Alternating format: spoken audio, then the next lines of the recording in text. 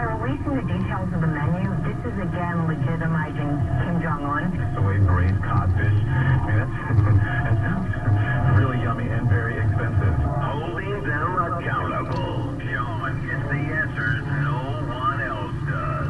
Freedom is back in style. Welcome to the revolution.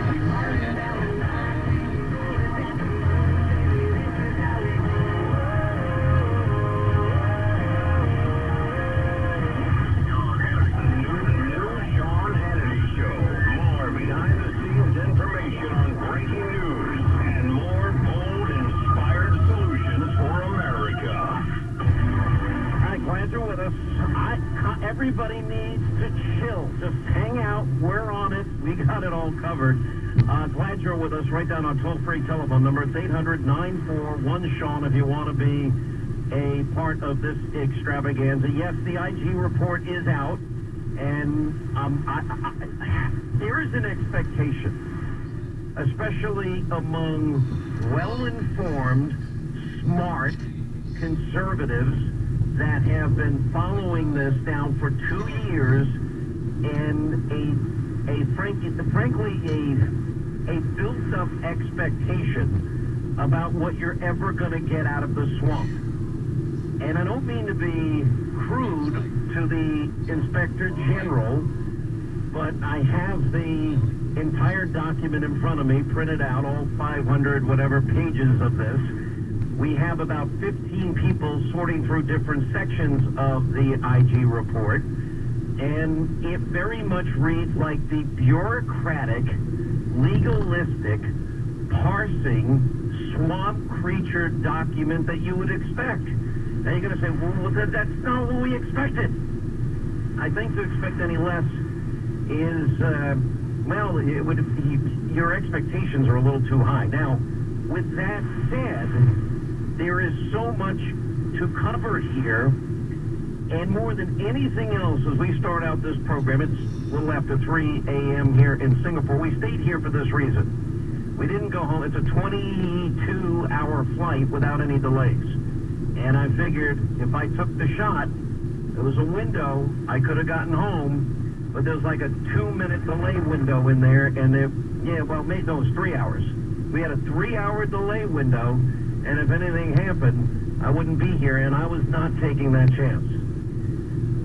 But with that said, let me start out with something that is separate and apart from this IG report, and we will break it down for the next 3 hours on this program. And the one thing that stands out in my mind as I go through this more than anything else is we, the few of us that have been conservative, that have been all over these issues, have been proven more than right. We have not been wrong on any of this at all. And the fact that this corroborates it this whole thing could have been 50 pages, to be very blunt with you. And it could have just basically been a number of Hannity monologues put together, and it would have done a perfect justice to it.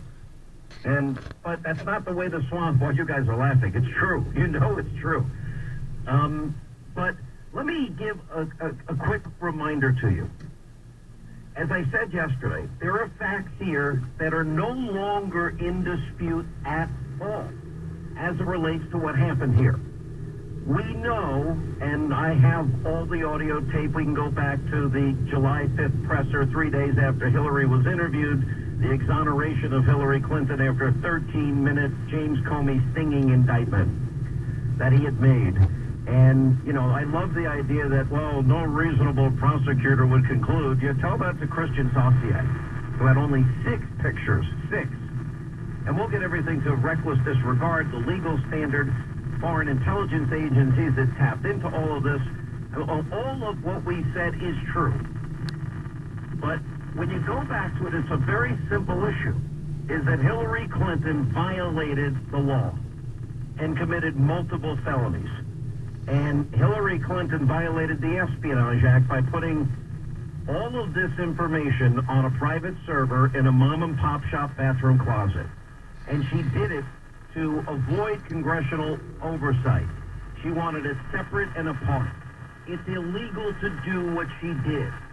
The law is clear on this. This is not in dispute.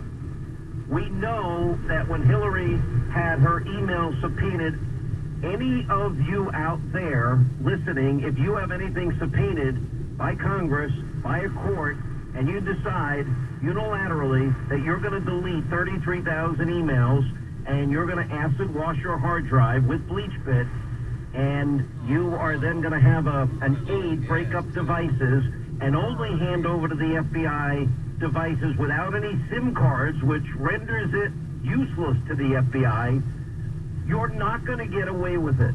You're going to be in the biggest trouble of your life. You will be facing obstruction of justice charges. All of what I have said to you is irrefutable. It is incontrovertible, and even the FBI knows it. And that's where we now run into a problem in all of this. Then, and wait till you hear those latest struck each little nugget that we got here. With all of that said, then we got the biggest anti-Trump FBI investigator by the name of Peter Strzok. Now, we've been slowly giving you the different Strzok page emails. Well, we now found the most damaging one, the smoking gun, if you will, that was written by Peter Strzok, who led the FBI investigation. And don't forget, he's the one that started the same players, same actors, all started after they were finished exonerating Hillary Clinton by writing the exoneration in May before they ever interviewed her July 2nd. The circumstances under which they interview her are beyond any treatment that anybody else would ever get, and the IG report goes into great detail about that. But in the report, it actually has this exchange. Remember, Strzok is the key investigator on both the Clinton email case and the investigation of Russia and the Trump campaign, and he assured his lovebird girlfriend, Lisa Page, we will stop Trump from making it to the White House. Well, Trump's not ever going to become president, right? Lisa Page, she is the chief counsel for Andrew McCabe, the deputy FBI director. And he writes back, no, he won't. We will stop it. And therein, and at one point in the IG report, as I'm reading it, they determined, well, this wasn't a political decision. I'm like, it's all political. It's all politics. Even when they finally, a month later, get into the Anthony Weiner laptop emails and the things that they found there, they found it a month earlier. And it was only for fear of leaking by the Southern District of New York or others who had brought it to the attention.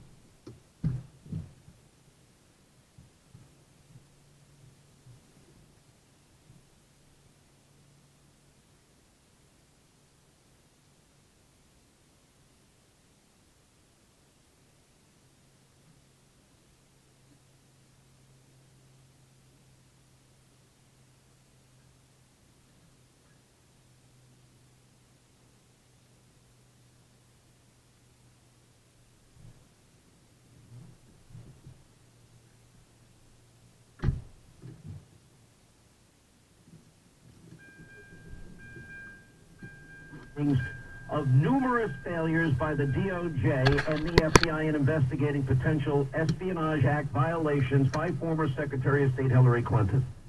Now stop there. This is everything we said. And there's been others, Rush, Mark, others on radio, and even people that hate me. Some of us have had it right. When you look at Sarah Carter and Sidney Powell and Greg Jarrett and Sebastian Gorka and Dan Hoffman, and I can't name everybody that has been a regular on this program. We have been telling you all of this.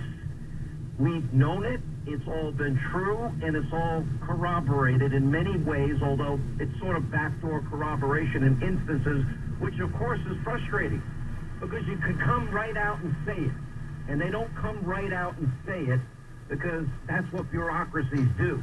That's what swamp people do. That's how they've been trained. I don't even